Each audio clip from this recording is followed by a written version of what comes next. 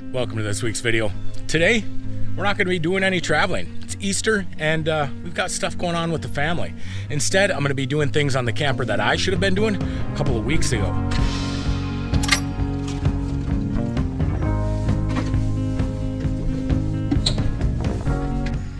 Let's talk about my first project. It's going to be the faucet. The head on this thing dumps the water right near the edge of the sink. The dishes that I have in back, I can't get them rinsed off. This head should either come further out or, better yet, have one of those head pieces that I can pull off and spray my dishes. First thing I'm going to do is drain the low point water valves. This is going to be the low point water drains. I'm just going to open them up, make sure that I don't have any water inside that faucet area. Now that there's no water in them lines, let's get that faucet replaced. I'm hoping this is pretty easy. Twist the lines off by hand, that's good. Reached one. Cold side, done. Well, I can reach the hot side with no problem either, so there it is. Any residential unit will do, as long as these water valves are lining up. Perfect. Look at how filthy that is. Just disgusting. Years of coffee being spilled. Great. And I think most residential faucets are this 8-inch offset with their valves. So that's what we'll take a look at. So we're gonna head into Menards and see if we can find one of those.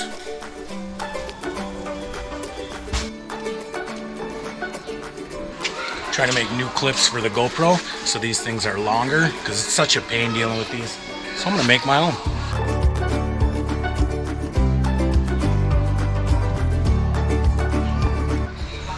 So this is the one we're gonna go with right here. We had choices. This guy, the other one is going to be the Delta up top.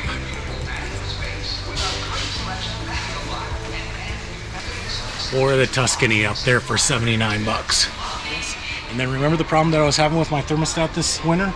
This guy goes all the way down to 35 degrees. So I think we're gonna go back to the old mechanical style thermostat, get rid of this digital stuff. I gotta drill a hole for that new center spot that comes out of the sink. I think what I'm gonna do is just get one of these cheap kits. Probably just a one-time use anyways.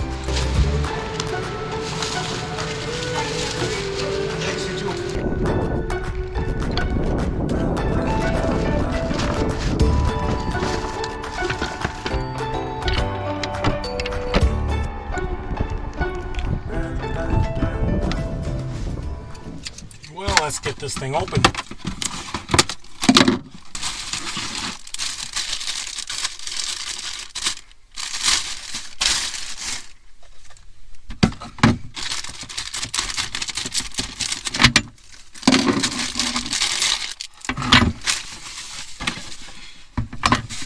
Pretty self-explanatory, especially if you've ever installed one of these yourself.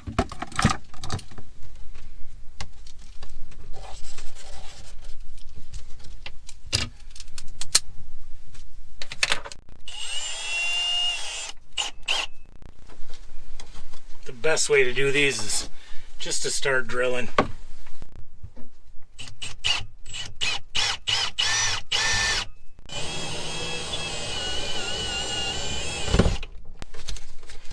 Beauty.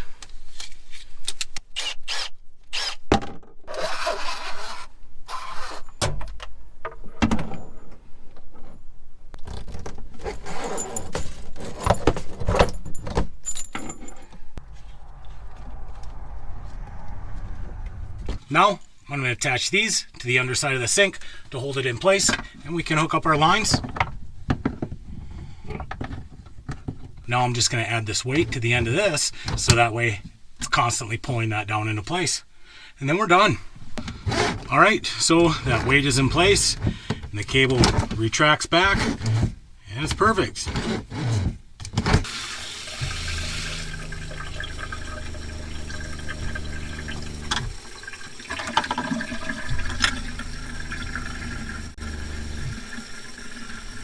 So far, it's looking good. Much better. Let's get on to replacing this thermostat. So you guys saw this winter, when it dropped below 50 degrees, my thermostat in the camper here would just say low, which was a real pain because then I'd have to take the thermostat off the wall, heat it over my oven to get into an operating range it could recognize, put it back on the wall. It was a complete mess.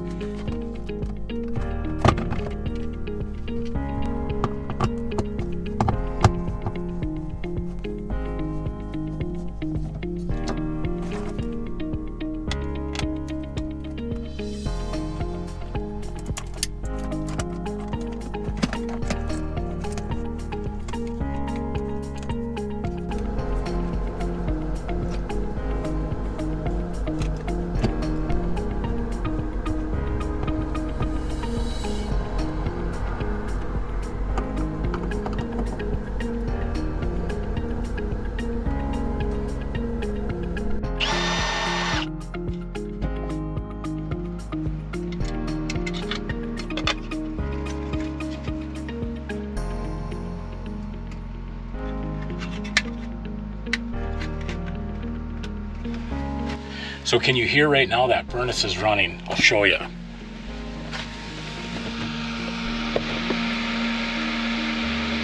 I'll disconnect it so you guys can hear when it stops.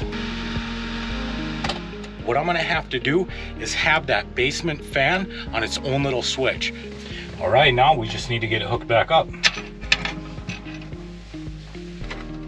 So I'll see if you guys can hear it. So right now it's off, and if I hit the switch, turns on. Hit the switch and it turns off. Now we just got to get this thing to fit on here. We're all done.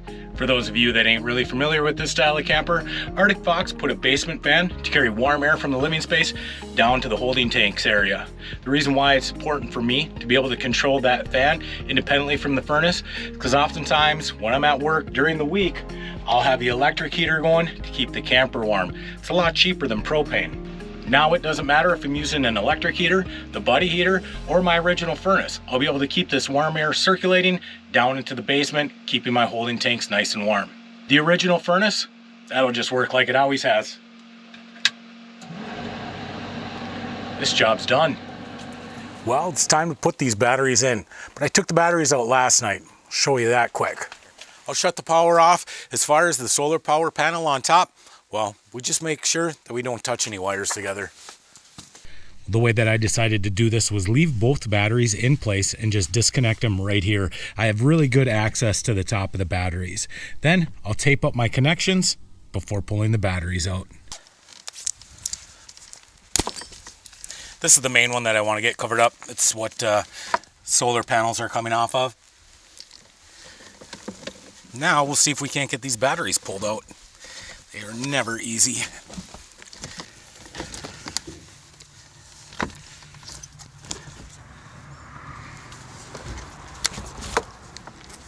I took my slide tray out of here a couple of years ago just to give me more room to work on top of the batteries. The truth is that slide tray wasn't the easiest to work with.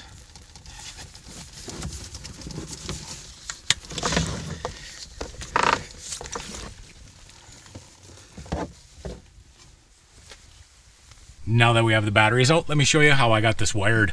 So all of my positives go to this lug and it connects to the battery right here. All of my negatives go to this lug and connect to the battery. And this fuse here is protecting the line between the solenoid up front by the alternators and back here. These new batteries are a lot bigger than the old ones. They came with group size 24s. I put group size 27s in here. With that, I took the sliding mechanism out. Now I'm stepping it all the way up to group size 31s. So for that to fit, I'm gonna pull this door off.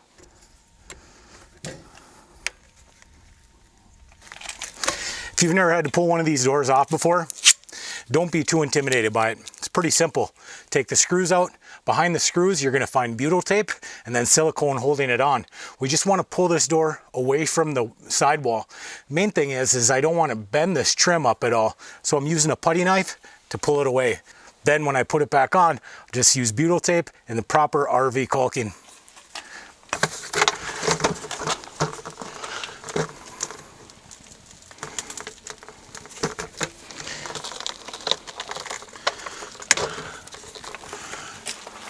The last guy who put this in did a really good job. Yes, I did. All right, now I'm gonna clean this up really good. We're gonna get all of this butyl tape off.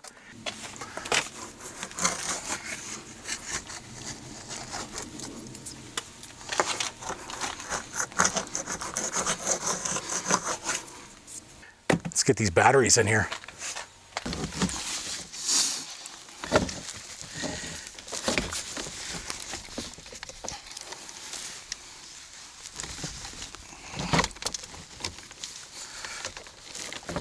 I don't really mind that I have to take this whole door off to get these batteries in there because they're a maintenance-free battery. I can't ever open them up to check them out, see if they need any liquid, because they don't take liquid, which is one of the big pluses over a flooded cell.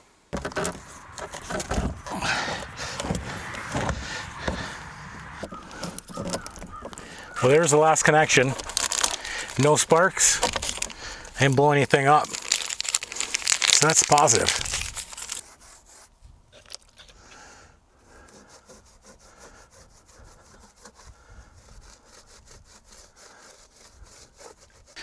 All right, we got our door cleaned up.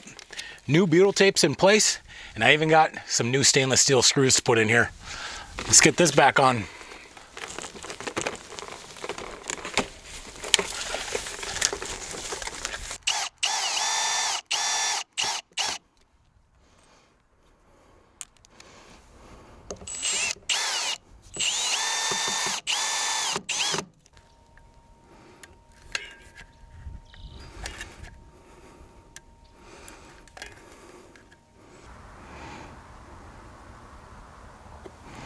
Well, there we go. Door, it's back in. Batteries installed. So far, they're charging up great. We got new butyl tape installed on the door, new caulking all the way around, looking good. I think we're just about done with projects. All right, batteries, check. We got the faucet put in. We got a new thermostat put in. We got some stainless steel screws added. I think this video, it's in the bag. I want to thank you for sticking around this whole time. Like always, be kind, be honest. We'll see you next week.